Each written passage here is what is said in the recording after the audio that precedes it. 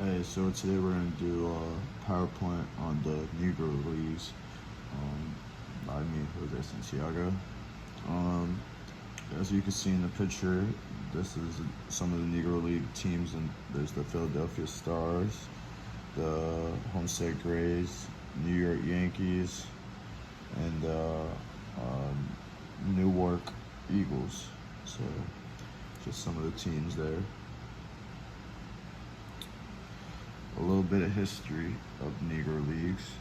1867 MLB team owners, managers made teams be white only. No more black people were allowed to play in the league. This went on and started in 1867, and the teams just they used to have mixed players involved, but now they made it a white only. In 1920, was the start of the first Negro League, and it was called the National Negro League, as you can see in the picture right here.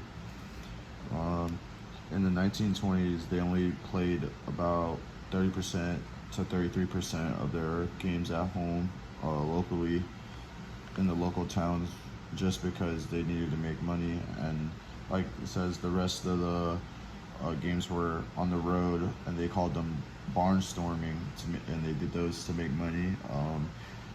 There was kind of like the circus, because back then they didn't have TVs, they didn't have like live games, they didn't have cameras to record, so it was always nice. It was like when it came into different towns like the circus, to perform and play baseball, and people would pay. They would make actually lots of money doing that on the road.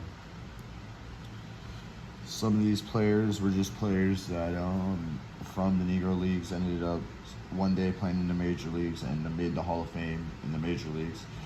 First one, Satchel Paige. He's one of the big time players that you would hear all the time that played in the Negro Leagues and came to the major leagues. He was inducted in 1972. There's Josh Gibson. He was inducted in 1972 too. And Monte Irvin, 1973.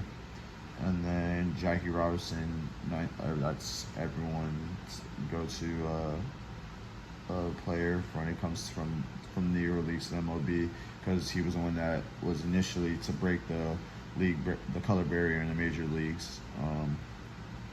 With that being said, though, it was crazy because when Jackie Robinson was getting looked at to come to major leagues, it was actually Monte Irvin was the better player, and they wanted him, but Monte Irvin, they figured out that he probably wouldn't be able to deal with all the drama and the adversity, being the first player to break the color barrier to the MLB. How many Negro Leagues were there? There were 7 leagues.